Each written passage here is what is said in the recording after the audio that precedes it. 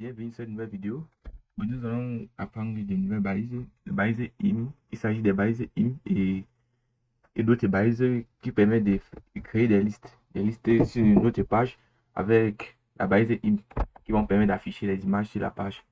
Ici, il sera question d'utiliser dans notre code la balise IM. Par exemple, on va faire une div qui va pour classe image et dedans on veut par exemple 4 images. On va commencer par une première image avec la base in. Ceci. Ici, là, SR représente la source. SRC représente la source de l'image dans le chemin d'accès. Ici, là, par exemple, il y a mon dossier image. À l'intérieur, il y a mes images, mes 4 images dedans que j'aimerais faire afficher sur le navigateur. Maintenant, qu'est-ce que je fais ici? Ici, dans source, ici, là, je mets un slash pour accéder au dossier image. Ensuite, je clique dessus et je sélectionne par exemple l.jpg comme ceci. Ok, voilà, il y a mon image qui s'affiche là. Maintenant, qu'est-ce qui se passe si par exemple j'avais raté le chemin? C'est pour ça, alors que il y a ce LALT alternatif. Au cas où si vous avez raté le chemin du fichier, ici là, vous pouvez venir par exemple écrire ce que vous voulez. Par exemple, je vais écrire ici là image comme ceci. Maintenant, supposons que j'ai raté le chemin et que j'ai par exemple enlevé le EC. Là, on va voir une image. C'est-à-dire, ce message signifie qu'il y avait une image qui devait être là. Mais peut-être le chemin a été modifié ou etc. Donc, je remets E et mon image réapparaît. Je vais par exemple faire afficher les 4 images.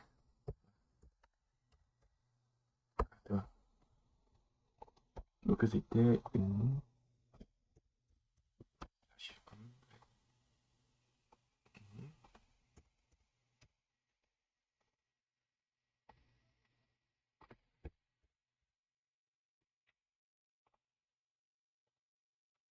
Voilà, on a nos 4 images bien chargées. Maintenant, ce qui reste à faire, on a nos 4 images bien chargées ici. Là. Maintenant, c'est tout simplement ça, la base in. Ça permet juste d'afficher les images comme ça. Ensuite, avec le CSS, on peut gérer la taille et ainsi de suite. Maintenant, nous allons voir quelques bases aussi nouvelles.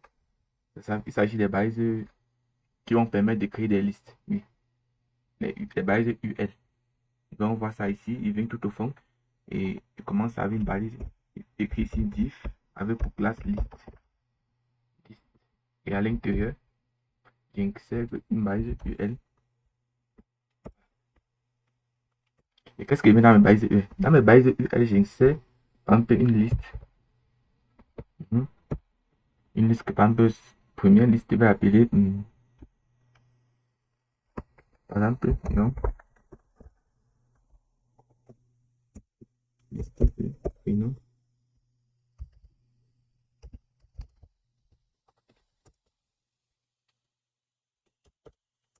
âge, et ensuite on a par exemple classe.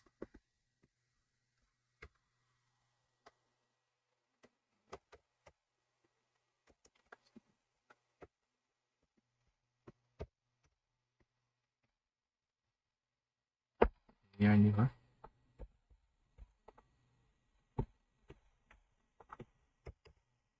Et on met par exemple classe. Et voilà, ici là. Ça sont les bases non ordonnées. Avec des pointillés, pointillés, pointillés. On a là non, non. Donc c'est un peu ça, c'est simple. C'est pas difficile. Maintenant, pour les bases ordonnées, par exemple, ici, là, si on veut que ce soit un non, deux non, trois non. On va plutôt utiliser, au lieu de mettre UL, on va utiliser OL. Ici, là, par exemple, je vais ici mettre O. Je fais entrer, je copie, non, ici. Voilà, on a un non. Ensuite, ainsi de suite, copier, coller. Base, deuxième, prénom, 2 et âge, ainsi de suite. Ok. Donc, c'est un peu ça, les bases. Ici, là, ce sont les bases non ordonnées. Ici, là, les bases ordonnées. Les bases OL. À l'intérieur, vous intégrez les bases liste. Donc, ce sont quand même des bases importantes pour lister des éléments. Les éléments dans une page web. Ok. Donc, c'est un peu ça. C'est un peu ça l'objectif. Et je crois que c'est la fin de la vidéo. Et je vous dis merci d'avoir suivi cette vidéo. Et à la prochaine. Ciao.